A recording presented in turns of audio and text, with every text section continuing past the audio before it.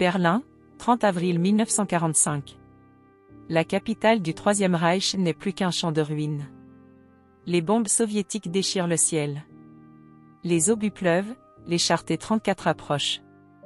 Dans les entrailles d'un monde qui s'effondre, à 8 mètres sous terre, un homme se prépare à mourir. Un homme dont le nom a fait trembler l'Europe. Adolf Hitler. Mais ce que peu de gens savent, c'est que juste après son suicide, une scène aussi surréaliste qu'historique va se jouer dans le jardin de la Chancellerie. Une scène à peine croyable, qui mêle peur, loyauté fanatique, et flamme. Qui a brûlé le corps d'Hitler? Pourquoi? Et comment? Voici le récit, heure par heure, minute par minute, des dernières volontés d'un dictateur. Le matin du 30 avril, dans le Führerbunker, Hitler est pâle, voûté, le regard vide. Il a 56 ans mais en paraît 70. Autour de lui, l'air est irrespirable. L'électricité saute par moments. Le bruit des bombes est constant.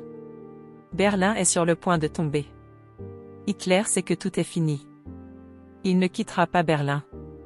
Il refuse de tomber vivant entre les mains des Russes. Dans la nuit, il a épousé Eva Braun, sa compagne depuis plus de 10 ans. Ce matin-là, il donne ses derniers ordres. Il dicte son testament politique à Traudl Jung, sa secrétaire. Puis, il convoque Heinz Linge, son valet personnel, et Otto Gunsch, son aide de camp. Il leur donne une consigne précise. Quand je serai mort, vous devrez brûler mon corps.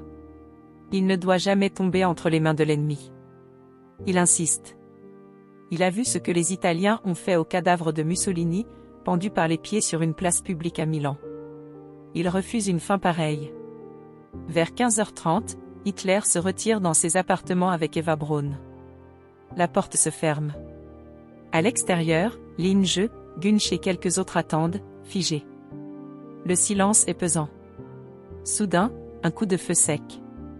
Puis un autre bruit sourd. Ils entrent. Hitler est affaissé sur le canapé, un pistolet encore fumant à la main. Il s'est tiré une balle dans la tempe. À côté de lui, Eva Braun est morte. Elle a avalé une capsule de cyanure. Gunsch et Linge gardent leur sang-froid. Le plan doit être exécuté.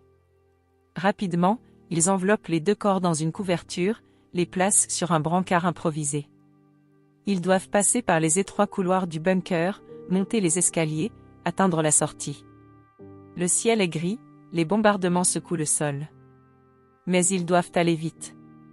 Les troupes soviétiques sont à quelques centaines de mètres. Dans le jardin de la Chancellerie, criblé de cratères et jonché de gravats, ils posent les corps dans un trou peu profond, creusé à la hâte. Ils vident les derniers bidons d'essence qu'ils ont pu trouver. Mais il n'y a presque plus de carburant. Les réservoirs sont à sec, tout a été utilisé pour les véhicules ou brûlé dans les incendies de Berlin. Malgré tout, ils arrosent les corps autant qu'ils peuvent. Il est environ 16 heures. Heinz Linge craque une allumette. Il la jette sur les corps. Un souffle, une flamme s'élève. Le feu prend. Une odeur insoutenable se répand. La pluie commence à tomber. Mais le brasier continue.